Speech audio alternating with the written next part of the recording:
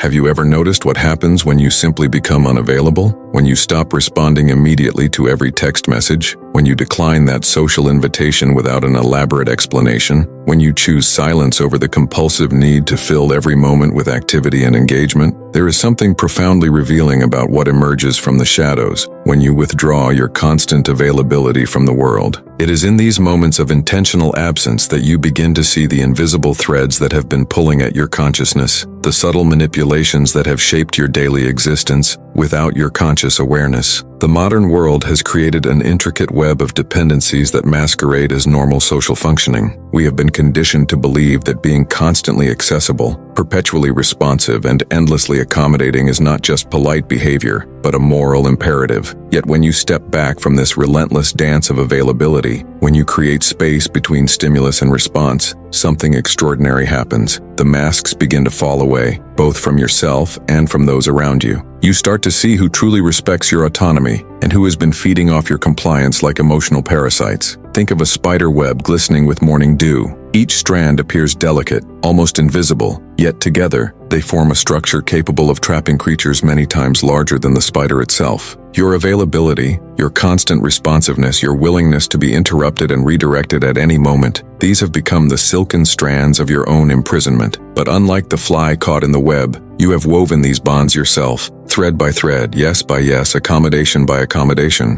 When you become unavailable, even temporarily, the web begins to tremble. Those who have grown accustomed to your immediate presence, your instant validation, your reflexive agreement, suddenly find themselves confronted with empty space where your compliance once resided. And in their reaction to this absence, in their discomfort with your newfound boundaries, you discover something that may shock you to your core. You realize how many of your relationships have been built not on mutual respect and genuine connection, but on your willingness to be controlled, manipulated, and consumed by others. The colleague who becomes irritated when you don't respond to emails within the hour reveals their belief that they own your time and attention. The friend who guilt trips you for missing their event shows you that your value to them lies not in your authentic presence, but in your reliable appearance at their command. The family member who interprets your need for space as personal rejection demonstrates how conditional their love has always been. These reactions are not character flaws in others. They are mirrors reflecting the invisible contracts you have unconsciously signed, agreements that traded your sovereignty for the illusion of belonging. But here is where the true alchemy of awakening begins.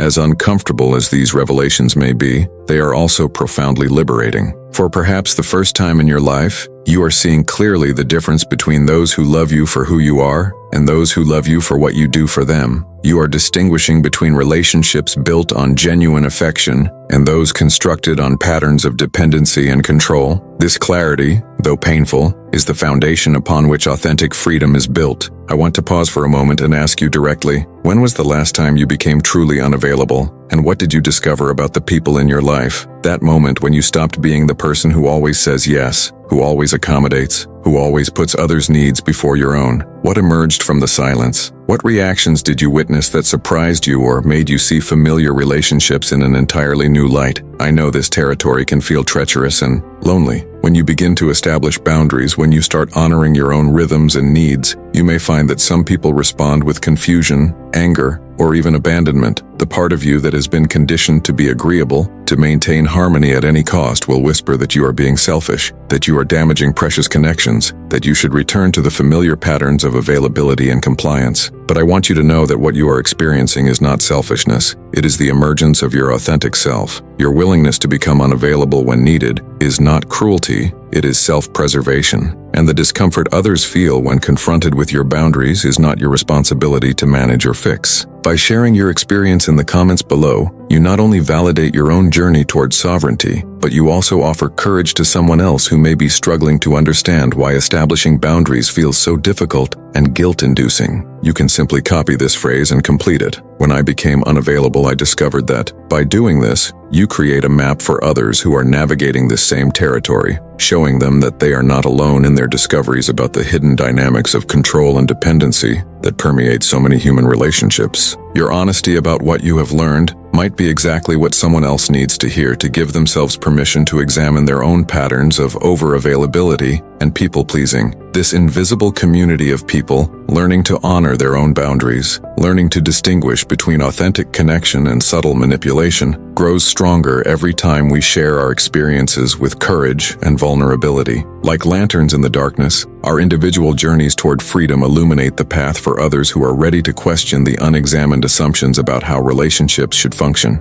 Now let us continue exploring what happens when you begin to reclaim your right to be unavailable, to be selective, to choose how you spend the precious currency of your time and attention. The deeper truth about availability is that it has become the primary mechanism through which your energy is harvested by a world that runs on the constant consumption of human attention and emotional labor. Social media platforms, employers, family systems, friend groups, they all operate on the assumption that you will remain perpetually accessible, ready to provide immediate gratification for their needs while postponing or denying your own. This is not conscious malevolence. It is simply the natural result of living in a culture that has forgotten the sacred nature of solitude, reflection, and the fertile emptiness from which authentic creativity and insight emerge. When you become unavailable, you're not just setting a boundary, you are reclaiming your sovereignty over the most fundamental resource you possess, your consciousness itself. Every moment of attention you give to external demands without conscious choice is a moment stolen from your own inner development, your own creative potential, your own spiritual unfolding. The urgent email that pulls you away from contemplation, the social obligation that prevents you from following your genuine interests, the conversation that drains your energy without offering anything nourishing in return. These are not innocent interruptions. They are systematic redirections of your life force away from what truly matters to you. But here lies one of the great paradoxes of the spiritual journey. The very people who claim to love you the most may be the ones who most resist your attempts to become unavailable, to create space for your own growth and self-discovery. This resistance often comes disguised as concern,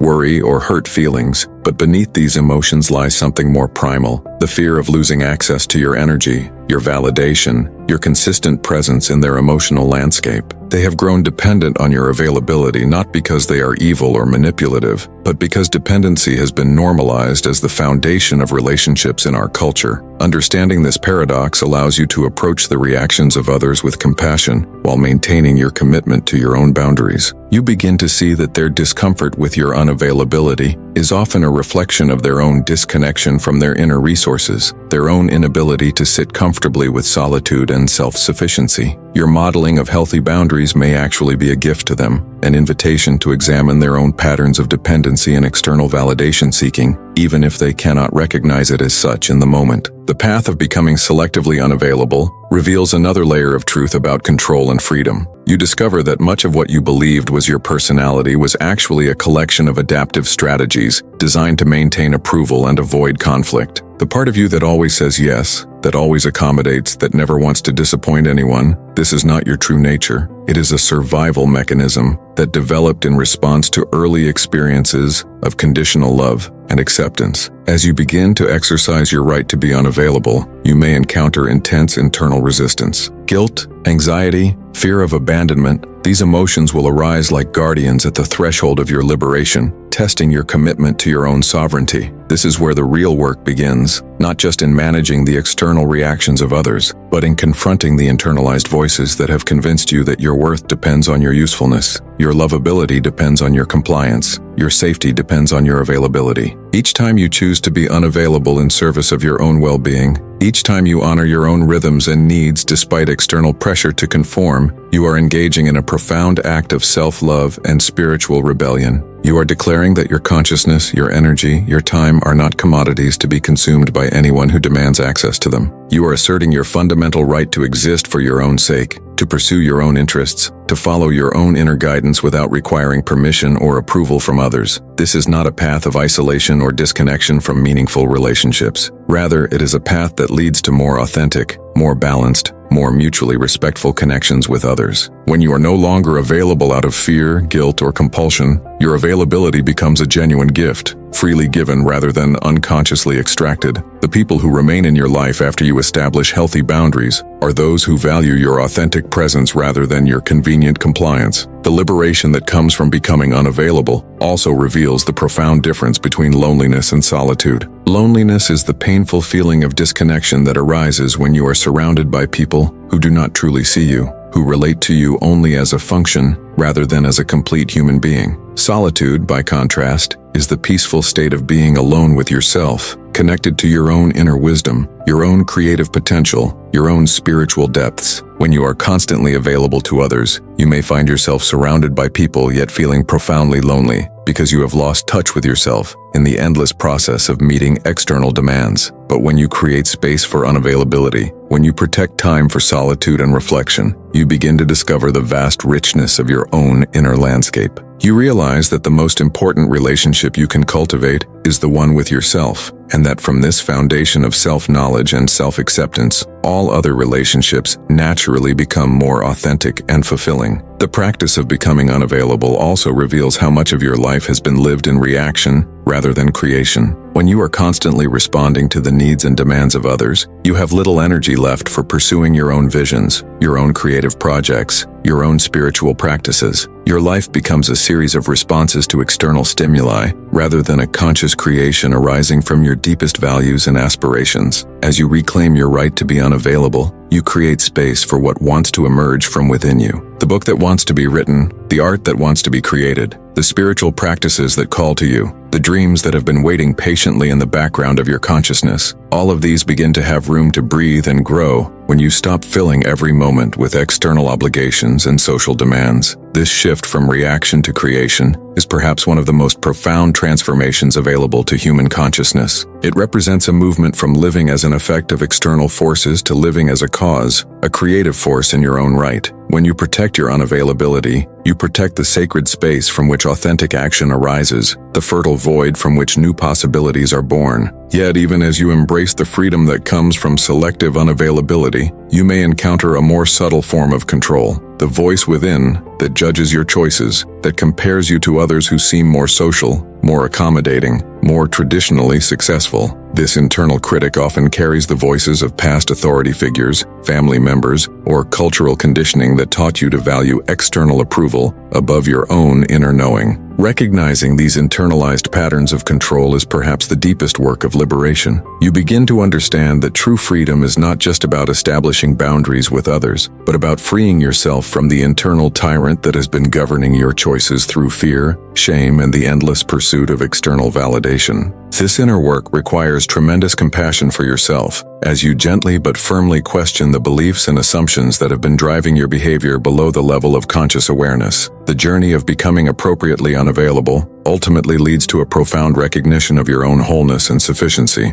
You discover that you do not need the constant input, validation, and engagement of others to feel complete and worthy. You realize that your value is inherent, not earned, and that your happiness and fulfillment are your own responsibility, not something that others can provide or take away from you. This recognition is not a movement toward selfishness or disconnection, but toward authentic interdependence. When you no longer need others to complete you, you are free to choose relationships based on genuine affection, mutual respect, and shared growth, rather than unconscious dependency and control. Your availability becomes a gift rather than an obligation. Your presence becomes a choice rather than a compulsion. From this foundation of inner sufficiency, you begin to see that the most radical act of love you can offer the world is to become fully yourself, to honor your own needs and rhythms, to follow your own inner guidance even when it conflicts with external expectations. This is not narcissism. It is the recognition that you can only give authentically from what you have genuinely cultivated within yourself. The world needs people who have learned to be unavailable when necessary, who have established healthy boundaries, who have done the inner work of distinguishing between their authentic selves and their adaptive personas. These are the individuals who can offer genuine help rather than codependent rescue,